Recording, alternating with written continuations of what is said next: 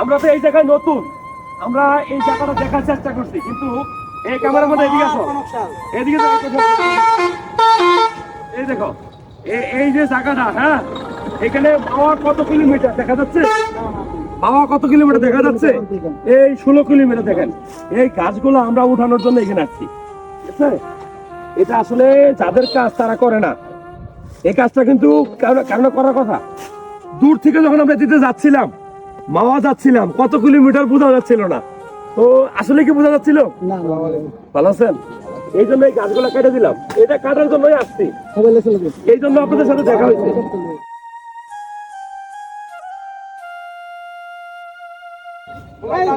এই দেখেন কত সুন্দর মাওয়া দেখা যাচ্ছে না এখন, ক্যামেরাম্যান দা, মাওয়া দেখা যাচ্ছে না এখন? আমরা যখন এদিকে যাচ্ছিলাম, গাড়ি কো এই ড্রাইভার সাহেব, আমরা এদিকে গেছি, তো আমি মাওয়া বুঝতেছিলাম না কত কিলোমিটার। তো মনে হয়েছে এই জঙ্গল গুলা পরিষ্কার করে দিলে কেউ না কেউ দেখতে পারবে।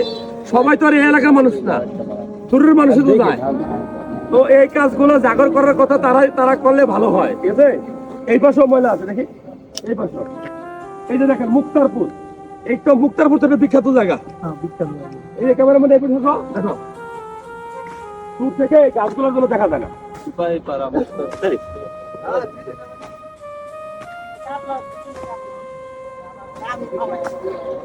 এখন দেখা যাচ্ছে কিনা দূর থেকে? মূলত আসলে এটা তেমন কোনো কাজ না, কিন্তু অনেক সময় অনেক বড় কাজ। এখন ক্লিয়ার দেখা যাচ্ছে না? এতক্ষণ কিন্তু এই জায়গায় ঘাস ছিল, এই পাশেও দেখা যাচ্ছিল না, এই পাশেও দেখা যাচ্ছিল না।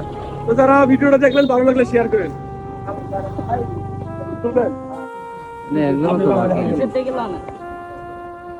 আমরা আসছি সন্ধ্যা না, তুমি আমার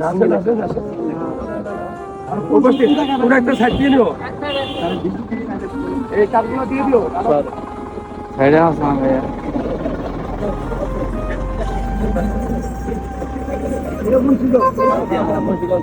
তারপরে এই এলাকা ভিডিও দেখলো,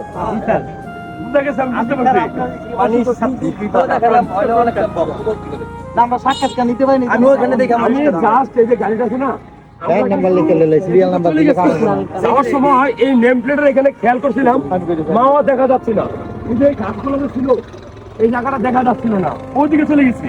আমরা বুঝতে বৃষ্টির কারণে এটা এখান থেকে সরে গেছে, সরে গেছে, প্লাস গাছ। হ্যাঁ আচ্ছা ঠিক আছে, চলো।